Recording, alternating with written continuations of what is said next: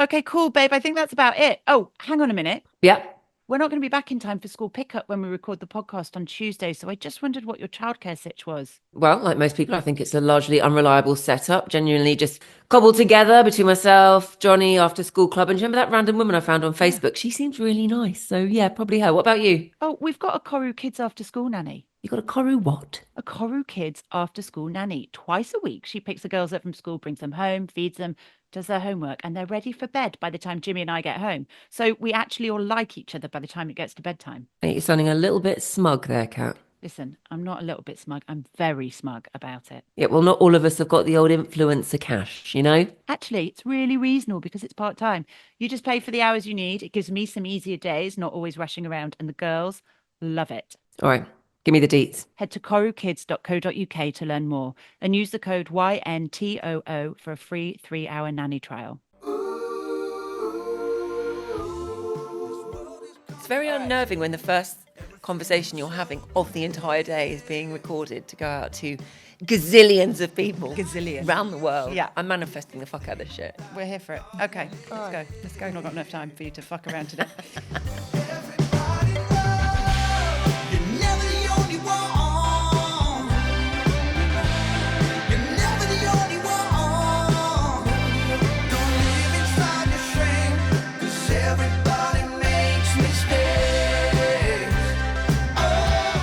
Hello and welcome back to episode 3. It's episode 3 already of You're Never the Only One. I'm Cat Sims and I'm joined today God. by my co-host, as usual, Emma Nicolet. And just look at her. Just look at her. She is giving me fizzy knickers. She loves it when I say that. And I'm going to be honest, it's not in a 100% platonic way. Because can we just all agree how gorgeous she looks? I know where this is going. Of course, we don't actually know what she really looks like.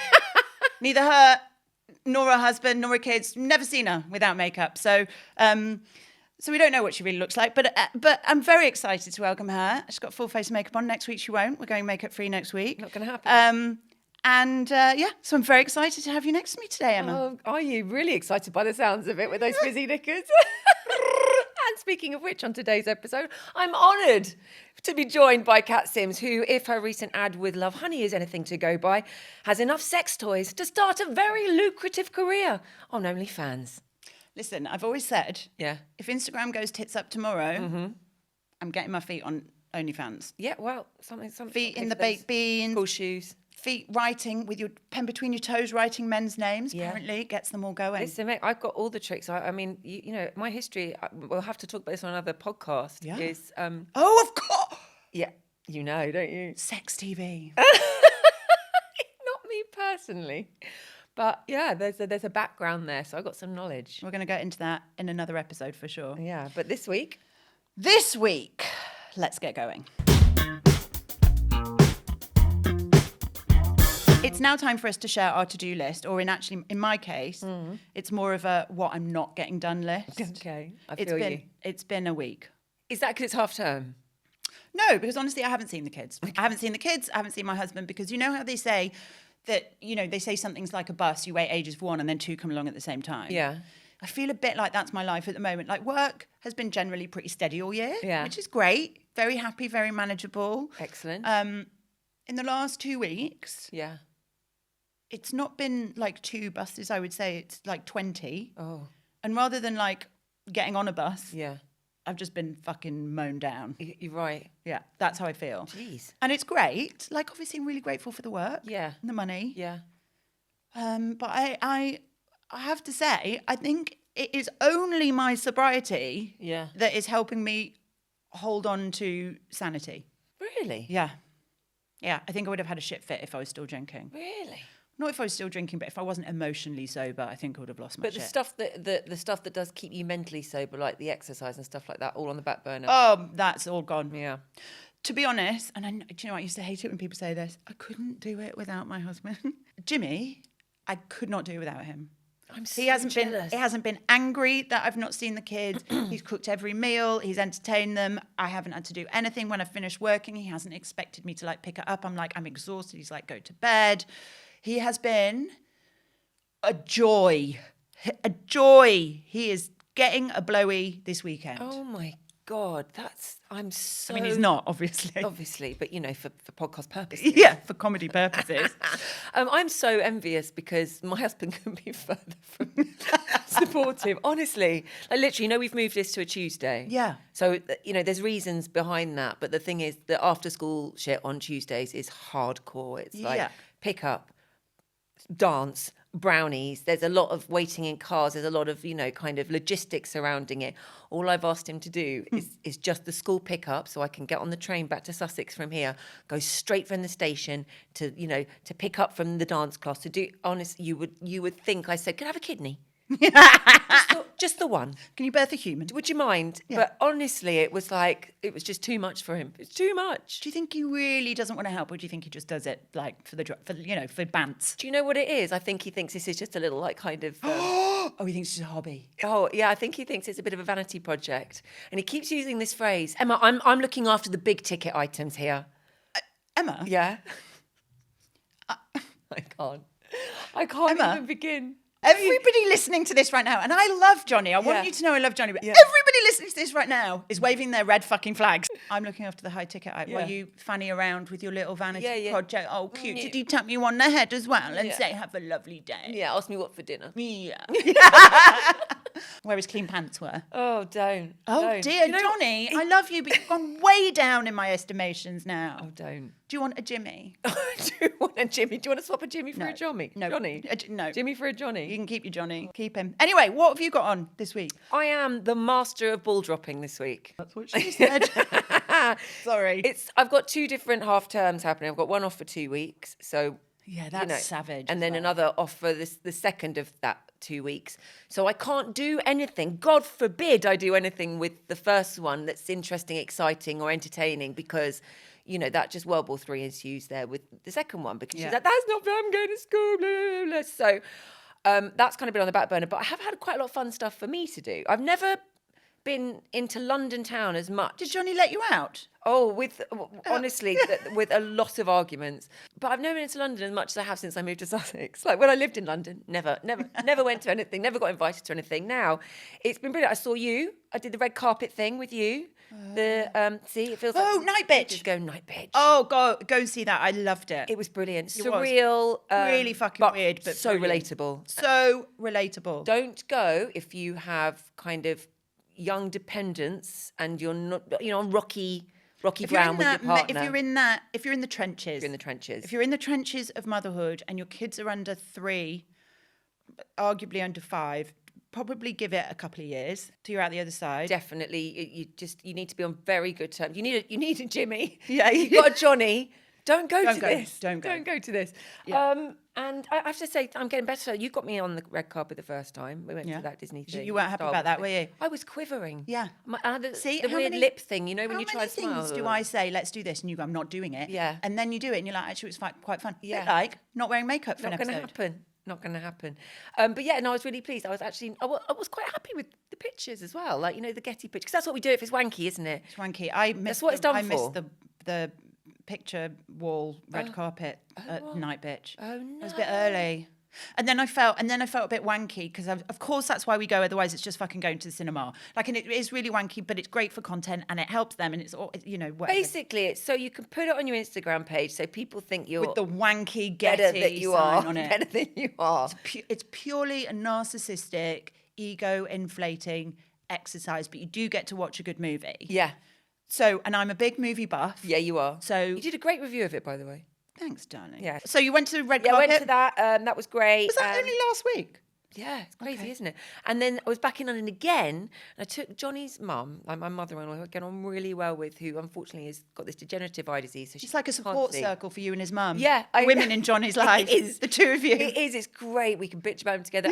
And I was just like, Sal, listen, you need to get out. You need, she's moved to be near us in Sussex, and her sight's terrible. So I was like, right, I'm taking you to London. So I guided her into London. We came back here to London Bridge. And we went to see the Marilyn Monroe exhibition. We were invited to the press night. And it was wonderful. Bought all the merch, saw the most incredible Marilyn Monroe impersonator. And she was singing and everything, and learned all this stuff about Marilyn that just has made me love her more than the icon she was and more about the woman she was. I mean, the woman used to read Tolstoy. Honestly, I highly recommend, if you're a Marilyn fan, to go and see that as well. So that was fantastic. Went to Shocktoberfest. My niece, this is like this fear park. It's Europe's biggest fear park. It's basically... This sounds so up my straws. Oh, I love right, we'll go next horror, year. fear, scary. Oh my God, you will love this. Well, my niece said to me, my 2-year-old going through the terrible twos. Can we go and do this? I went, it's like 2 hours from your house in Bournemouth. She went, I don't care. She was like, the idea of being chased around a maze by someone with a chainsaw in the dark after a 2-hour journey. It's like a spa day to me in comparison to being with my 2-year-old right now. So I thought she was going to take her 2-year-old and teach it a lesson. No, if you don't fucking get in line, yeah, I'm putting you in this maze with the man with the chainsaw. This is another option. I wouldn't recommend it for kids. If you want, I mean, she's struggling with her to sleep anyway. It's a niche parenting choice, but one that's available to you nonetheless. It was more awful than the time when I was on Heart Radio and they put me in a crypt where they used to sacrifice virgins. They left me there on my own for an hour with this machine that basically translated like some kind of like electronic sounds that were ghosts, and they made it into words, and they were speaking. It was awful. It was awful. I had a creepy, pervy ghost. It was awful. There's so much to unpack. I know. But yeah, that was my week. A couple of expensive trips to the vets, keeping the kids off screens while I was on mine. The end. All right, now on to the meat, if you will, in our podcast burger. A chatty little patty. I love that. I read it. Do you know, I read it in the script and I was like, a chatty patty. That's so good. Honestly, I'm on fire at 12 o'clock at night. Honestly, midnight, I come alive. It's a chatty patty, if you will, where we each bring a topic to the table. There's a lot of food related. I'm just reading the rest of it. It's brilliant. It's something we've been mentally masticating ourselves, perhaps shared with our followers on social media, and felt that their response did indeed confirm that we are not alone in our opinions, or at least it sparked a conversation around it, hence the podcast title. So Kat, you're first up today. I am. You've been teasing your topic over the gram. I've been enjoying it this week, and I can't wait to hear what your followers had to say about it. Certainly a subject where I can say my feelings have most definitely evolved as I've gotten older, and that topic is friendship. Friendship. So I suppose there's lots of you're never the only ones. You're never the only one who's lost a friend. You're never the only one who's been ghosted by a friend. You're never the only one who's not really understood friendship. All of those kind of apply. Because I think as a woman, and you get into your 40s, friendships have to change, right? There's a time where friendships are like the main thing in your life, right? When you have kids, you don't have a husband maybe. But then that changes. And you get kids and you get a husband, you get a job, you get responsibility, you get the fucking laundry loads. Time is precious. Time is precious. And I think it's been really interesting to see which friends have survived that, and which friends haven't, and why. And it's not necessarily because they're cunts; they could be. Yeah, I can think of 2 that are, but you think how much you could have saved on your wedding list. That's what I always think of. On the guest list. Put it like that. I know. So frustrating. Anyway, what I'm going to do is I am going to start with our listener stuff today. Yeah. So I actually wrote an article about this on Substack as well. Those of you who don't know, I've got a Substack, Life to the Letter. You can subscribe. Very good. And there's a comment on the end of this that I really related to. Okay. And it's from Rachel, and it says, I feel like I don't know how to be a good friend and that I'm a shit one. I've never had a ride or die. We're going to come to the concept of ride or die later. I feel like the images we are given about female friendships are either false or not what I want, either lots of bitchiness or they're in each other's pockets 24/7, like Sex in the City vibes, I guess. And I have neither the time nor energy for either of those. I am exhausted by 7 p.m. and busy during the weekdays, then cleaning at the weekend. And it sounds silly, but it's so true, right? I'm always worried about coming across as needy. I'm fully aware everyone on the planet is also busy. If I made the effort to connect with someone, it's because I genuinely want to see how they are and I want to know what's going on for them. But I don't want the usual social niceties, I'm okay, brush off. And what if that's all they want to say? Do the few people I feel a connection with actually feel one with me? And I'm too scared to ask, because what if they don't? They probably don't. Oh, Rachel, she's actually a friend. I love her. Then I lost a couple of friends who I thought were really good friends through Brexit and COVID opinions. I guess that's had an impact too. Plus my drinking, she's one of my lot. Okay. Total isolation, so I'm out of practice on something I've never felt that great at anyway. Honestly, I could write an essay on this. And I think that's really interesting because I think there's a lot of insecurity around friendship. I feel like Rachel needs to rediscover herself after alcohol. And this is something we've discussed. And the difference I've seen in you. Yeah. and how inspiring it is. Do you know what I mean? Yeah, and yeah. for me to see, and when you met my best friend at the premiere, she hasn't stopped going on about how great you are. And bless I was super proud, and I was just like, and I said, it's amazing, for someone to be that great sober. I know, I think that was the key for her. She was like, I can't believe how much fun you are sober. Yeah. And And I was what a like, great it night took we me had a while sober. though. Yeah. It's like I'm 3 years in nearly. Yeah. First 6 months, I didn't even want to leave the house. I remember Yeah. screaming at a woman on the DPD phone because they had done exactly what they were supposed to do, which is deliver me an outfit I was supposed to be wearing on my first night out sober. Right. And I wasn't in for it. Right. So instead of like take it on the chin like the adult I was so emotionally fragile and vulnerable and still in that addicty lying manipulating. I was like, you didn't deliver it. I was there and you ran and nobody rang the bell. Like I lied and I lost my shit and all of that because I just wasn't ready. I wasn't there. Yeah. Now I'm there. But Rachel I do needs think to that be in there. friendship, I think it's really hard to find your confidence in friendship, especially in your 40s, but also when you're in sobriety too. Somebody else said, my view of friendship is the same as yours. Don't walk with me into the fire when I'm desperate to do something stupid, but don't judge me when I come back burned and in pain. My closest friends will always tell me what they think, usually starting or ending with said with love, and I love them for it. Those are the friends we need, the ones who aren't worried about saying the truth and also have the same crazy. Here. Hard Those at the back. agree. Let's take it over onto the old. Oh, do you know what? There's a couple here that have just come in, and I don't know. What are they, voice notes? Yeah, but I do know this girl, so I'm going to go with it. Oh, what a subject. Female friendships, in particular for me, are something that are more precious the older I get and more important and integral to just my mental health and my clarity and, God, my everyday than I ever realised they would be. Growing up, I would have like kind of one close friend, maybe two close friends. I never had a big group of female friends, and I've never had the privilege of enjoying what a group of female energy backing you every step of the way is really like. And I think friendships, the older we get, are really challenging, especially as females when we don't have children and we don't have partners and, work from home. It's really hard to meet people, and it makes me appreciate even more the friends that I do have, because I see how people like my sister struggle to make those female friendships because they don't have the gift that I have, which is being in recovery. And that's, the greatest gift of my recovery, or one of the greatest gifts, has been the friends, and especially the female friends I've made. And I love that female friendships, the older that we get as well, the honesty that we can hold each other in, and the fact that we just don't gameplay like we did as kids. And, when it comes to, is there anything a friend could do that would make me go, that's it, go away?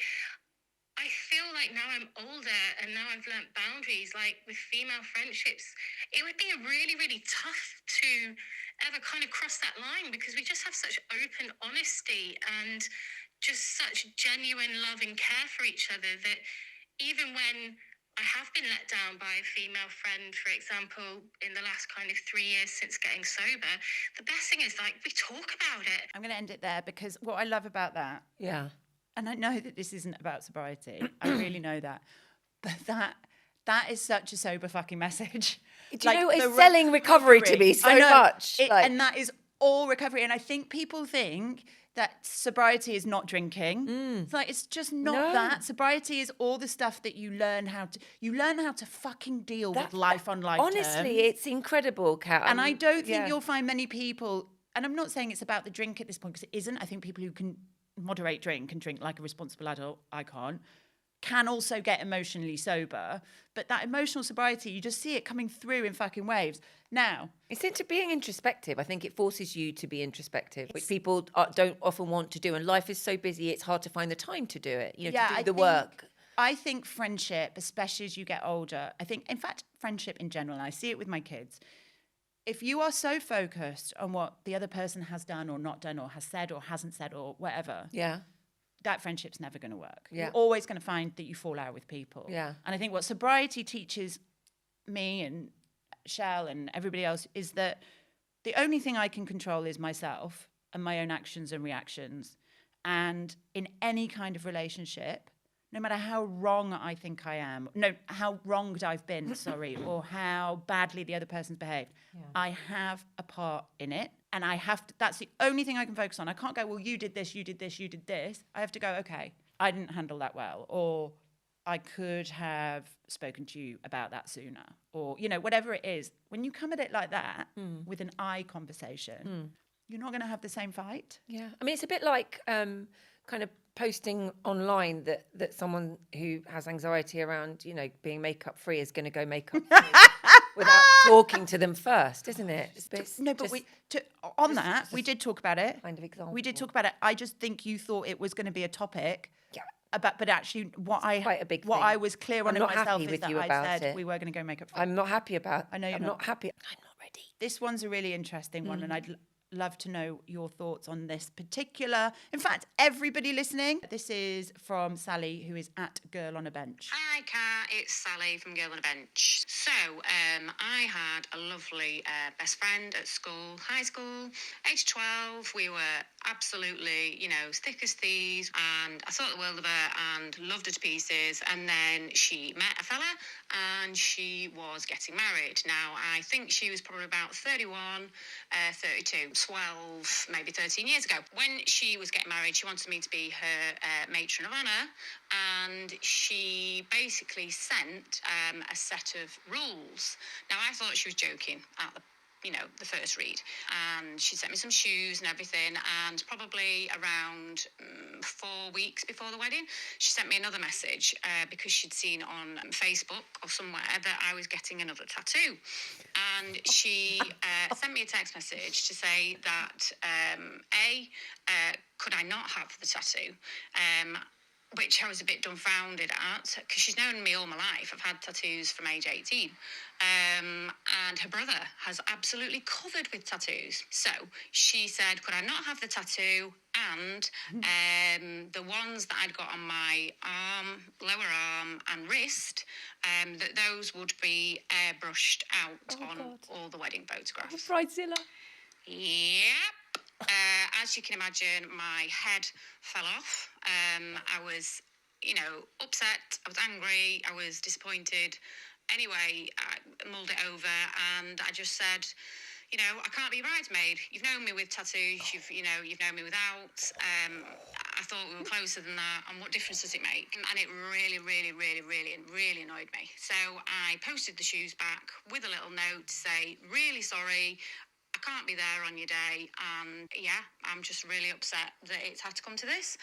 So interested to hear what you say, because I think I'm going to answer this from sobriety. You go from, because I think I would have reacted like that. Okay, so like younger me, like pre getting married, probably would have reacted differently.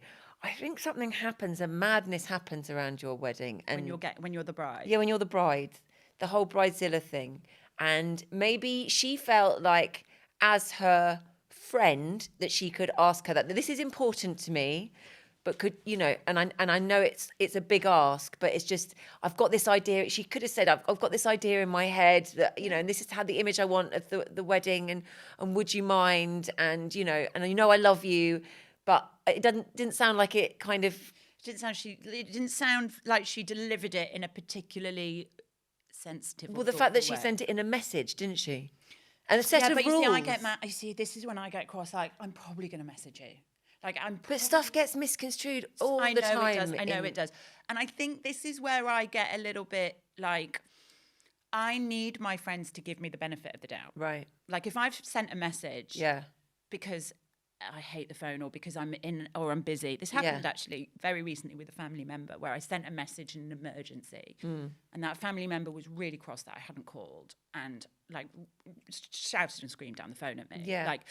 And I was like, I need you to give me the benefit of the doubt. I need you to not get that message and go, she's a total twat, and go, it's an emergency. I'm guessing that she's probably a bit stressed. Yeah. Like, I'm going to give you the benefit of the doubt and assume that you're not coming at me as because I'm going to make mistakes. I'm going to fuck up. Yeah. Right? I'm going to deliver things badly always. Yeah. I'm going to do my best not to, but it's going to happen. And so I do need friends to give me the benefit of the doubt on that. But also, I would have reacted in exactly the same way as Sally pre-sobriety, because it's hurtful. Yeah. Like, it hurts your feelings. Yeah. It makes you feel like you're not good enough, like you're not attractive enough. Like, there's all sorts of things. Yeah. You're not accepted. You're not good enough as you are. Like, I get all of that, and that's how I would have reacted.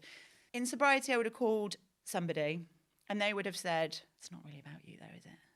And I would have gone, "What do you mean it's not about me?" Yeah. And she goes, "But it isn't. It's like it's about her, and it's a day, and she's not handled it well. But who gives a shit?" Oh. And I would have gone, "Okay, all right. So I'll let it go. I'll hand it over. She can have the day she wants. I still get to be a bridesmaid. Yeah. We don't lose 8 years. Yeah. And really, my part in it is that I'm feeling hurt. My pride's a bit hurt. My sense of self is a bit hurt. But I can manage that for the sake of her and her day, Yeah. because I'm going to give her the benefit of the doubt, and I'm going to assume that she's not coming at it from a cunty place." Could you also, though, say how you feel about it? Yeah, I'd say that to my friend? my friend. Oh, okay. Okay. Yeah, I'd say that to my friend, and I'd go, "I feel like this." She goes, "I get it." And the thing is, your feelings are always valid, but the way that you react isn't. Yes. You know, your behavior isn't. Your feelings, and I say this to my kids, your feelings are valid. Like, I get you're stressed. Yeah. But the way you're behaving right now is not valid. Yeah, yeah. And so that I constantly have to stop myself from having a tantrum all the time. I don't have space for tantrums. Everybody else in my house, I manage all their... Tantrums. Yeah, particularly Johnny's. Yeah. Particularly. Do you know, I broke up with a really Johnny. old friend. Well, this is interesting. I was going to ask you. over text. So there's me going, oh, she could have picked up the phone, but I did I kind of just... What makes I a good couldn't friend give for her the you? friendship that she wanted. So her expectations of you were too high. Yeah, and I knew she was talking about me to, people who she was speaking to. I'm So not you're a not pick-up- meeting her expectations, and Yeah. then she's bitching about you because of it. Yeah, and I just think, we had these amazing heyday years together, in this group, and then we just kind of we all kind of spread, and as meeting partners, and it was just. I just thought I haven't got time to nurture this, because I don't, and in a really selfish way, I'm not getting anything back from it. I don't need this friendship. I feel like you need mine, and that you get more from me. And when we do all get together, I'm giving, and you want me to be asking how your kids are and how you're, do you know what I mean? How how your life is, and I don't have no idea what's going on in your life, and I feel like it's okay to just go, listen. I love the memories we have together, and I love you, and I wish you and your family all the best. But I don't feel I can give you the friendship that you want. It was a really weird thing, because it weighed on me for so long, and I can't tell you. She didn't react well to it, but I can't tell you how freeing it's been for me, because I was carrying it around all the time. I think it's really interesting, because we have a language around breaking up with a romantic partner. Yeah. Right. There is no words or language that describes breaking up with a friend. Yeah. Or losing a friendship. Yeah.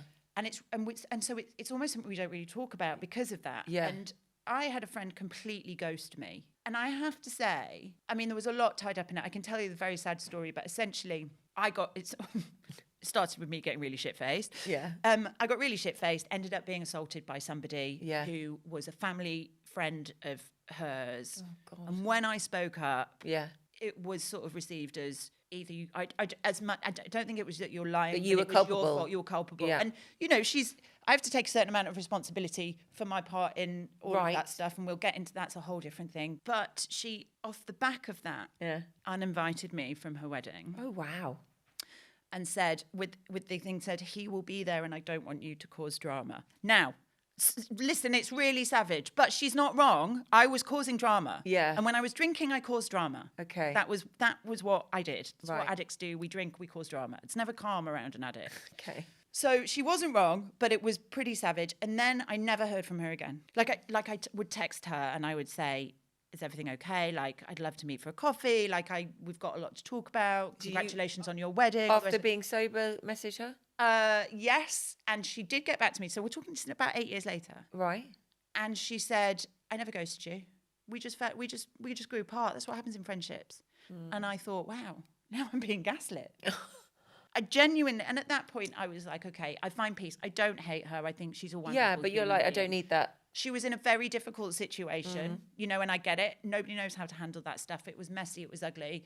If you'd have asked me 8 years ago, I would have been sobbing. Now it still hurts, but my part in it wasn't small. Yeah. She didn't want to be around it. Yeah. Be around the chaos, and I get it. Yeah. And it isn't my fault that that thing happened to me. I should be able to lie stark bollock naked in the middle of the street, unconscious, and expect no penis to be put inside me. True. However, that is not the world we live in. No.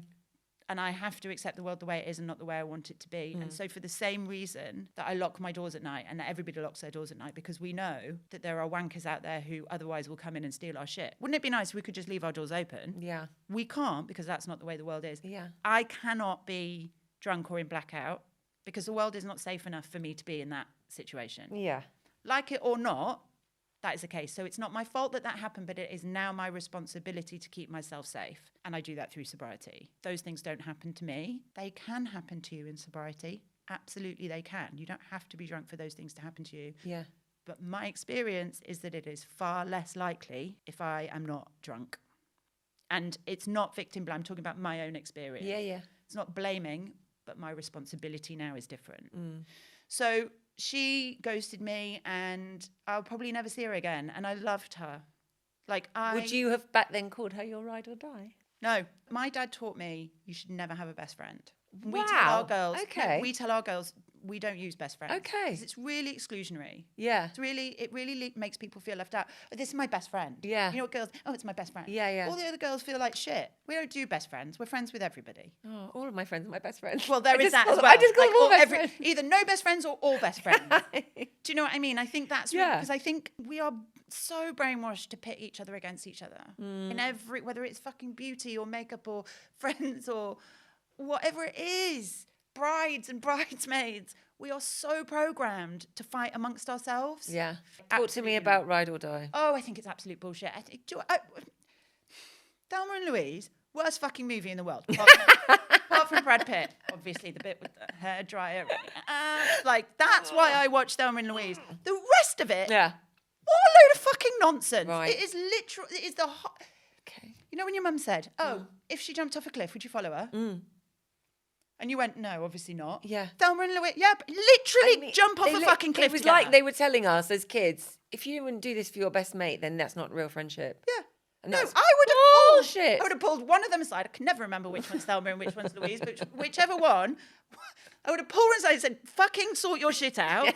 Stop shagging. This is not the only Stop shagging option." around. Stop fucking. Put the gun away. Go back home. Face your fucking problems. Sort your shit out." It's more ridiculous Honestly, the more I think about it. It's so fucking. It's the worst movie in the world. Honestly, the only saving grace is Brad Pitt, and the rest of it is fucking nonsense. And this is what I have a problem with. Friends who go, "You weren't on my side." No, I wasn't on your side because you were being a brat. Right. Like, I love you. Yeah. And I'm saying this with love. Yeah. But you need to sort that shit out. Yes. That's what I want my friends to say. And that Yes. is what I'm going to say to my friends. Yeah.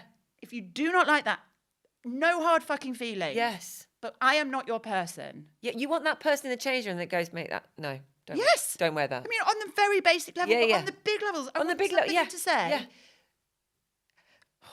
I was going to say something really loaded. If I'm behaving badly, Yeah. I want somebody to go, "You're behaving badly." Yeah, yeah. And while I love you, Yeah. if you continue to behave this way, I just really don't want part of it. Right, okay. I'm here. Yeah.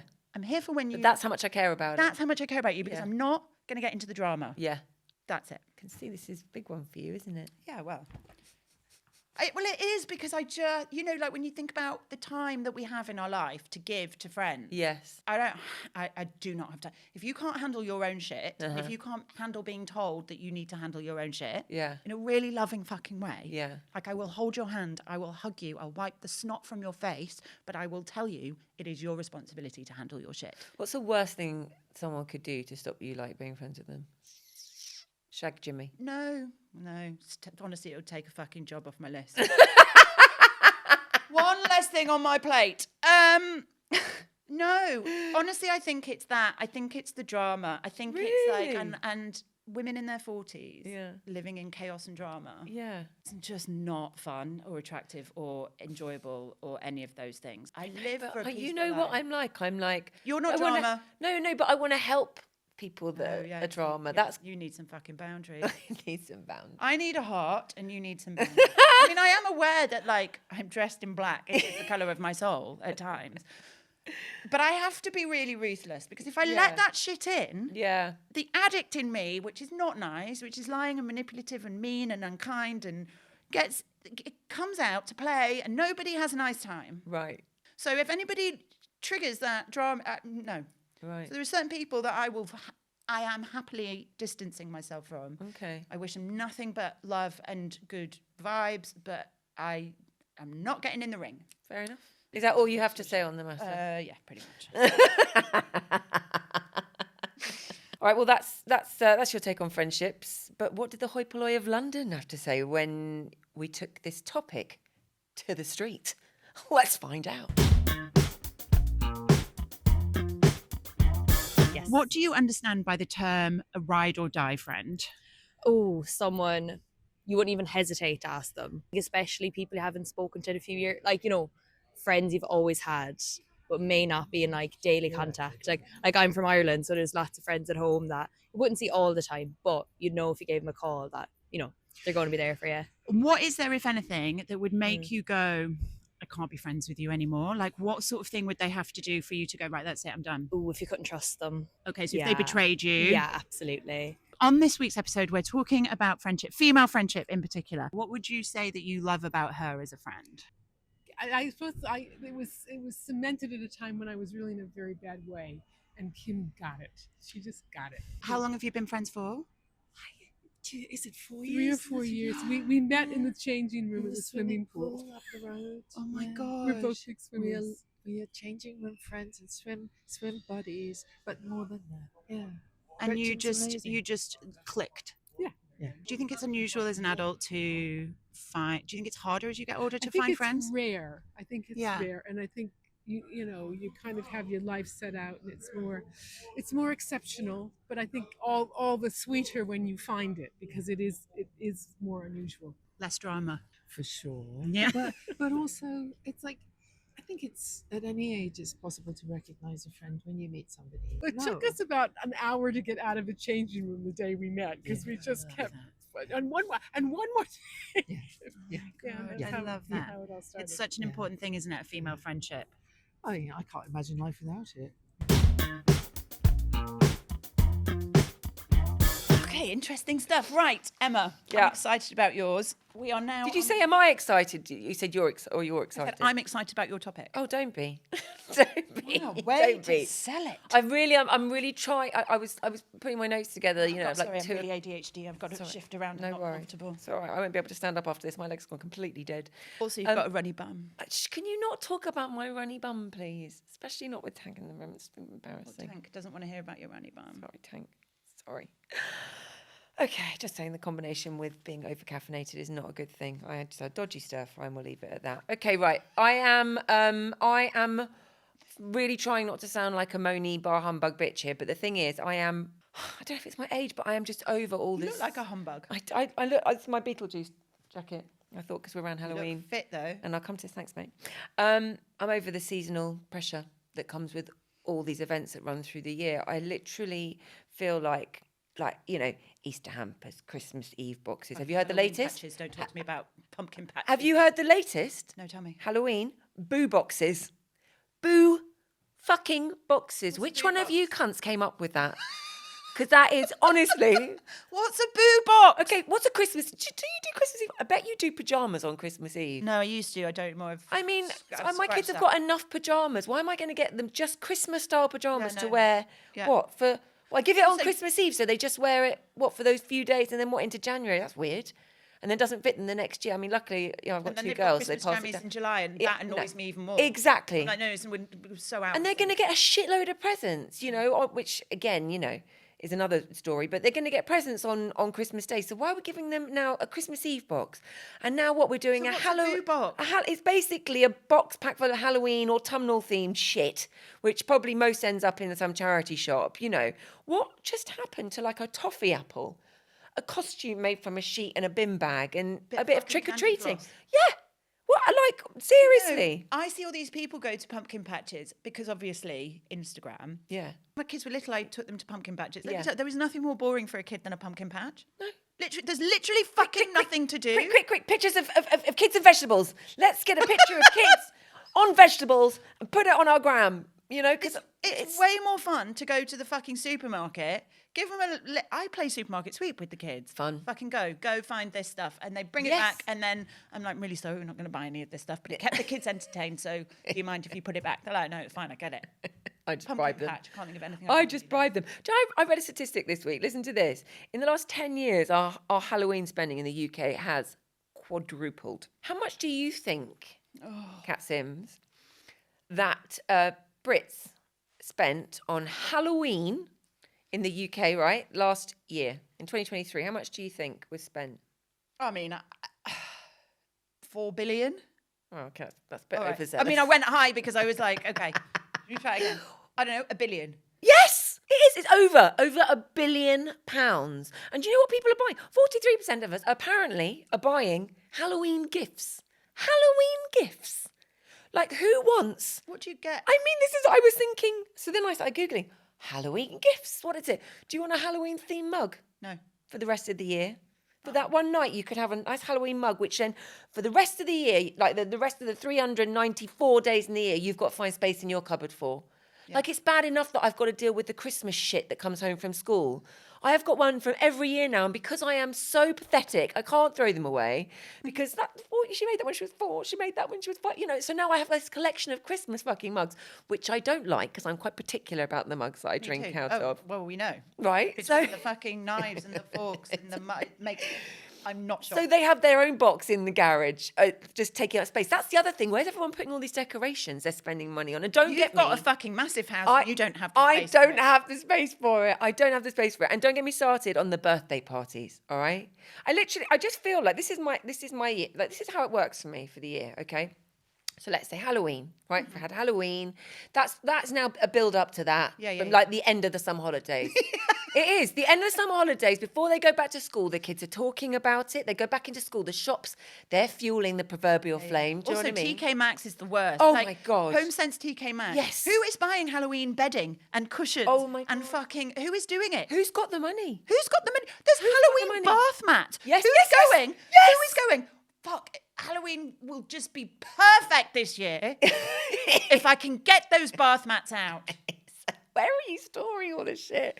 It's crazy. Or are you some sort of psychopath who's using a Halloween bath mat at Christmas? No, I get that. If you're a horror freak, I'm like, cool, that works for you. But this literally starts like they fueled the flames in the supermarkets. It's all out there, okay?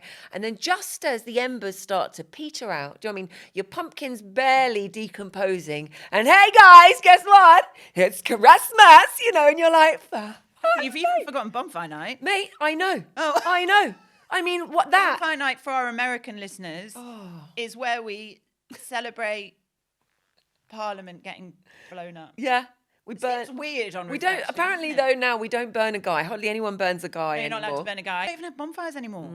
Not in London Well, anyway. yeah, you see, they go big out in the countryside. Every little village bonfire has night it. at your house. Do you know they combine Halloween and bonfire night, and they get like they have a whole like fireworks That thing makes perfect on sense. Halloween. Christmas is coming in, and then just literally, it's like.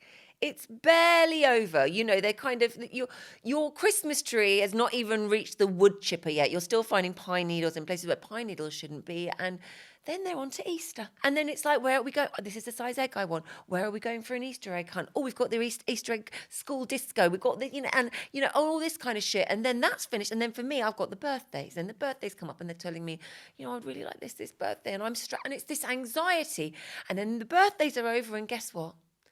It's coming up to summer. That's just literally just take my fucking money because, I've got to pay out throughout the entire 6 You weeks. just throw money at the fucking problem at that point. And then it starts again. I have to say, you mentioned birthday party. Yeah. I think we can I think we know that this all lands at the feet of Instagram and social media in terms of blame. It's celebrity culture as well. Tell me about your feelings on birthday parties. Oh my God, don't get me started.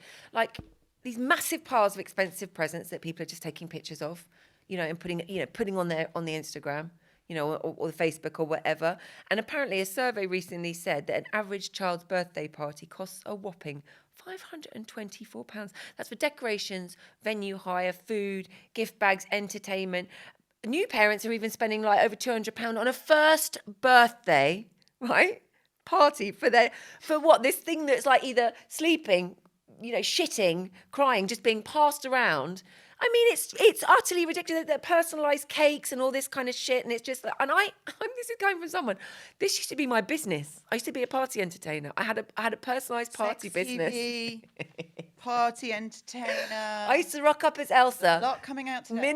Minimum charge £250 for an hour, and people paid it without. They didn't even blink. And I am guilty of falling into the trap as well myself. But there's people out there that are feeling so under pressure, they are choosing, and the research has shown they are choosing, even though they feel the pressure, to spend the money on these parties rather than pay their bills because of the pressure. And I just think it's consumerism, it's taken over. I think we need to be having each other's back. I feel like we have a responsibility, particularly as influencers, to put something more realistic out there. Let's go back to the days where you either had it at home, you didn't have the whole fucking class, you don't worry about offending everyone. You just go, what I do with my kid, you have this many people, because I've worked out this is how much it's going to cost. The thing is, I think there was still that competition, because I'm thinking back to the parties I had as a kid, and I had fairly normal parties, but definitely there were friends of mine who had quite extravagant parties. I went to private school. We were like the poor people at private school. Right. But there were people who definitely had extravagant parties. The difference is it wasn't displayed for everybody else to see. Well, there wasn't, exactly. It wasn't. It it was wasn't still all the on one-upmanship. There's still the keeping up with the that's always Joneses. there. Yes. But you're right. I think it's like the propagating of it all on social media. It does make you feel a bit like, unless you do that, you're not a good parent. Balloon arches, light up numbers. It's a fucking joke. I have to say, as I was approached, she's now a good friend of mine, but my friend Misty, she was doing all of the kind of the low level seating, that little picnic, the tents, like the little teepees and all this kind of thing. She said, you can have all of it if you want, if you just give me a shout out. And I went, I tell you what I'll do. I'll take what I could afford to pay for. Yep. And no more. Right. And that's it. That's because I feel like that it's not right. I think we have a responsibility, as I say, as influencers, not to be putting out there. Listen, my parties used to be back at McDonald's. You get to take home a nice little silver bendy ashtray with you. It's, it was pass the parcel, at home, musical bumps, all that kind of thing. I just think we need to take things back to basics. I think we need to stop putting things out there which are frankly unobtainable unless you have a massive pot of money. That's my thoughts. And even if you do have a massive pot of money, that doesn't mean that all that extraneous expense is it's a bit gross. We're teaching our kids as well that everything's about kind of life is about buying and getting, and that is where showing off. The commercialization of childhood is happening, because from day dot, fucking gender reveals, the shit. I get so angry about shit like this. Reveals. We need to get back to it being about the people that we share it with, the presents and not the presents. Do you know what I mean? Your presence is enough. Exactly. I've got lots of messages from people about it. We haven't got time, have we? We haven't got time, but what we will do is we're going to do a bonus episode. We'll do it on Zoom between us. We could do a little bonus episode with lovely. your stuff. Lovely. All right. So next week, before we run out of time, what is your topic for next week, darling? What do you want everybody to bang on about? Let me have a look. Next week. Let's see what I wrote down at 2 o'clock this not. morning. Oh, I know. I want to know what does our reaction to Pamela Anderson's new kind of makeup-free revolution say about us as women? That's exciting. We are going to go makeup free next week. I know. I am going to. Oh God, I can't. Damn it! Oh my God, you were like the Grinch then when he was like, 5 o'clock, jazzercise. I'm gonna go. I'm not gonna go. My thing is, I can't decide whether to do. I know what I'm gonna do. Right, we're gonna do money. You're never the only one who's been shit with money. I want to hear actually how we feel about money. Oh God. Whether we're good with it, because I saw a meme the other day that was like, if I've got £1,700, I've got £700 to spend. But if I've got £2,200, I've only got £200 to spend. And that is how I math my way through finances, which is not good. So I want to know how you feel about money, whether you're good with it, whether you're not good with it. I want to know whether you're set up for the future, because I'm not set up for the future. So on that note, we're going to leave it there. Remember to voice note us on... number 0745 740 2704. Say it again. So I learned back in the old sex station. Can I do the number? Can you the whole, do it the like whole you're number? on the sex station? Okay. If you want to leave us a voice note, then all you need to do is call us on 0745. He's liking this. Yeah. 0745 740 2704. Oh my God, it's fizzy knickers all around here today. Right, with that, we'll see you next week. The things things I say and do aren't always what I mean. I'm neither saint nor sinner, I'm somewhere in between. This world is complicated, everything moves so quick. And lying to yourself if you think that you got it lit. Everybody knows you're never the only one. You're never the only one. Don't live inside your shame, 'cause everybody makes mistakes. Oh. Don't judge me, I'm a weakness. Don't judge me on my